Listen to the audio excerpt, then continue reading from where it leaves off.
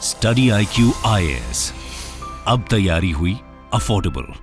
नमस्कार दोस्तों कल अमेरिका के राष्ट्रपति जो बाइडेन के द्वारा एक ऐसा स्टेटमेंट दिया गया जिसकी वजह से पूरे ऑयल मार्केट में हड़कंप जैसा मच गया। आप सबको पता ही होगा, बहुत से लोग अनुमान लगा रहे हैं कि आखिरकार इजराइल क्या करेगा। ज़्यादातर लोगों का मानना है इजराइल अटैक तो करेगा ईरान के ऊपर, मतलब जिस प्रकार से ईरान ने 200 के लगभग मिसाइल्स लॉन्च किए थे इजराइल के ऊपर, उसका बदला इजराइल लेगा। लेकिन किस प्रकार का बदला होगा? क्या यहाँ पर न्यूक्लियर फैसिलिटीज पर अटैक किया जाएगा या फिर इंफ्रास्ट्रक्चर के ऊपर क्या होगा? बहुत से लोगों का मानना है कि ऑयल फैसिलिटीज यहाँ पर डिस्ट्रॉय की जा सकती हैं, और जो बाइडेन ने यहाँ पर बोला है इसकी वजह से अनुमान शायद ऐसा ही लग रहा है। ये खबर आप देख सकते हो, discussing possible Israel strikes on Iran oil facilities says Biden, और इसी के बारे में हम डिटेल से जानेंगे। यहां पर एक एक पहलू मैं आपको बताऊंगा कि एग्जैक्टली क्या हो सकता है, इसका परिणाम क्या होगा, ऑयल प्राइसेस कितना ऊपर जा सकते हैं, काफी कुछ आपको जानने को मिलेगा। चलिए आगे बढ़ते हैं, लेकिन उससे पहले मैं आप सबको यह भी बता दूं कि आप में से जो भी लोग यूपीएससी की तैयारी कर रहे हैं, चाहे वो 2025 के लिए हो, 26-27, स्पेशली 2025 के लिए जो बैच है दोस्तों, फास्ट ट्रैक बैच लाया गया है जिसमें मॉर्निंग और इवनिंग क्लास दोनों होगी। तो यहां पर आप ज्वाइन कर सकते हैं, लिंक दिया हुआ है कमेंट सेक्शन में, और यूज करना है आपको ये कोड अंकित लाइव, ताकि आप मैक्सिमम डिस्काउंट ले सकें। और इसके अलावा अगर आप एमसीक्यूज अटेम्प्ट करना चाहते हैं तो मेरे इंस्टा पेज पर जाइए, वहां पर स्टोरीज में जितने भी एमसीक्यूज हैं उसको भी आप अटेम्प्ट कर पाएंगे। चलिए शुरुआत करते हैं, और सबसे पहले ये देखते हैं कि एग्जैक्टली हो क्या रहा है। देखिए यहां पर जैसा कि मैं आपको बता रहा था, सबकी निगाहें टिकी हुई हैं इजराइल के ऊपर, क्योंकि इजराइल ने प्रॉमिस किया है कि ईरान का जो लार्ज स्केल मिसाइल बराज था उसका वो बदला लेगा। और यहां पर अगर आप देखोगे, ज्यादातर निगाहें ऑयल मार्केट के लोगों के द्वारा टिकाई हुई हैं, क्योंकि सभी को यह डर है ऑयल मार्केट के अंदर कि अगर यहां पर ऑयल के ऊपर इंपैक्ट आता है, ऑयल फैसिलिटीज के ऊपर अगर अटैक किया जाता है, तो क्रूड ऑयल के प्राइसेस बढ़ सकते हैं, जिसकी वजह से आपको पता ही है स्पेशली भारत जैसे देशों को काफी नुकसान होता है। तो एक्चुअली हुआ क्या कि कल यूएस प्रेसिडेंट जो बाइडेन यहां पर मीडिया से बात कर रहे थे, और उनसे क्वेश्चन पूछा गया regarding Israel's plans to potentially attack Iran's oil facility. मतलब कि यहां पर जर्नलिस्ट ये जानना चाह रहे थे कि आखिरकार क्या इजराइल ईरान की जो ऑयल फैसिलिटीज हैं उसके ऊपर अटैक करने की प्लानिंग कर रहा है। तो देखिए यहां पर जो बाइडेन ने क्या बोला, वी आर डिस्कसिंग दैट। देखो अब क्या होता है जियो पॉलिटिक्स में, और जो पॉलिटिकल सर्कल्स होते हैं उसमें आपको स्टेटमेंट से चीजें निकालनी होती हैं। तो जो बाइडेन ने यहां पर रिजेक्ट नहीं किया, क्योंकि मैं आपको बता दूं एक दिन पहले ही जो बाइडेन ने यहां पर न्यूक्लियर इंस्टॉलेशंस को लेकर चीजें रिजेक्ट कर दी थी कि क्या इजराइल जो है ईरान के ऊपर जो न्यूक्लियर इंस्टॉलेशंस हैं उन सब चीजों के ऊपर अटैक कर सकता है। तो जो बाइडेन ने क्लियरली कह दिया था नहीं, लेकिन जब उनसे ऑयल फैसिलिटीज को लेकर पूछा गया सवाल तो उन्होंने रिजेक्ट नहीं किया, उन्होंने कहा वी आर डिस्कसिंग दैट। तो इसी से अगर आप देखोगे तो यहां पर ऐसा लगता है कि इजराइल कहीं ना कहीं ईरान की जो ऑयल फैसिलिटीज हैं उनके ऊपर अटैक करने की कोशिश कर रहा है। और जो बाइडेन के बयान के जस्ट बाद अगर आप देखिए, कुछ ही मिनटों के अंदर जो ऑयल प्राइसेस हैं वो बहुत तेजी से यहां पर भाग गए। अगर आप देखोगे पिछले काफी समय से जो ऑयल के प्राइसेस हैं वो लगभग $70, $71 पर बैरल के आसपास बना हुआ था।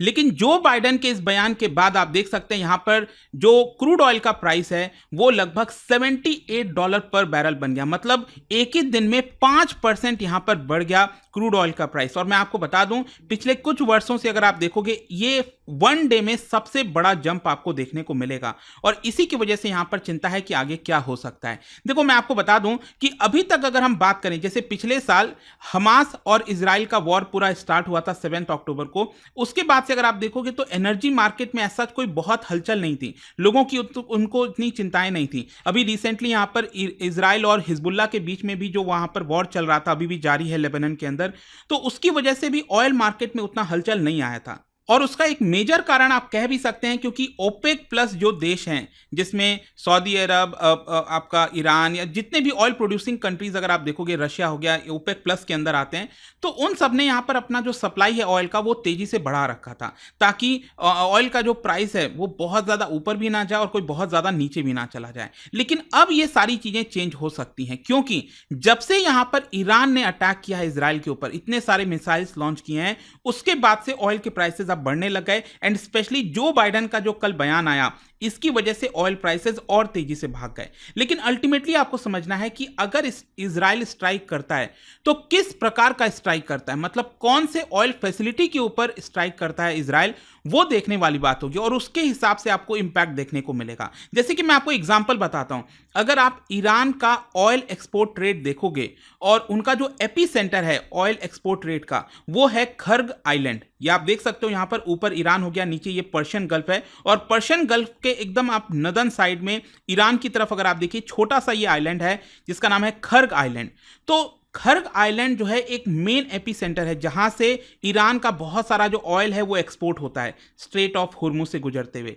तो यहां पर अगर मान लो इन केस इजराइल जो है वो खर्ग आइलैंड को डिस्ट्रॉय कर देता है, इसको नष्ट कर देता है, तबाह कर देता है, तो ये एक बहुत बड़ा शॉक होगा पूरे ऑयल इंडस्ट्री के लिए। और बताया जा रहा है कि यहां पर ईरान के लिए ऑयल एक्सपोर्ट करना बहुत मुश्किल हो जाएगा क्योंकि ज्यादातर जो ऑयल है वो ईरान के द्वारा इसी आइलैंड के थ्रू यहां पर एक्सपोर्ट किया जाता है। हाँ, ये बात अलग है कि मान लो इन केस इजराइल जो है ईरान के अंदर जो रिफाइनरी फैसिलिटीज हैं, रिफाइनिंग जो फैसिलिटीज होती है रिफाइनरी जहां पर ऑयल वगैरह स्टोर किए हुए रहते हैं, अगर वहां पर अटैक करता है तो शॉर्ट टर्म में थोड़ा सा ईरान के ऊपर इंपैक्ट आएगा, लेकिन दुनिया के ऊपर मतलब ग्लोबल ऑयल जो आपका प्रोडक्शन है, ग्लोबल ऑयल आउटपुट हो गया, जितनी चीजें हैं, प्राइसेस, उसके ऊपर ऐसा इंपैक्ट नहीं आएगा। लेकिन अगर ये खर्ग आइलैंड के ऊपर अटैक हो जाता है इजराइल का, तो इसकी वजह से बताया जा रहा है कि मतलब शॉर्ट टर्म में जो ऑयल के प्राइसेस हैं वो लगभग $85 पर बैरल तक जा सकते हैं। तो और तेजी से यहां पर बढ़ सकता है और आपको पता ही है जितना ज्यादा ऑयल का प्राइस बढ़ेगा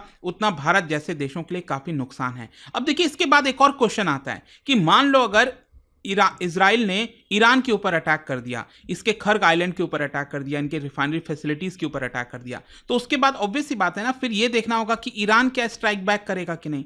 और देखो ईरान की अगर हम बात करें तो अगर सपोज वो लोग भी कहेंगे कि हम भी उनके ऑयल फैसिलिटीज के ऊपर अटैक करेंगे, तो इजराइल के पास तो ऐसा कोई बहुत बड़ा ऑयल फैसिलिटीज नहीं है।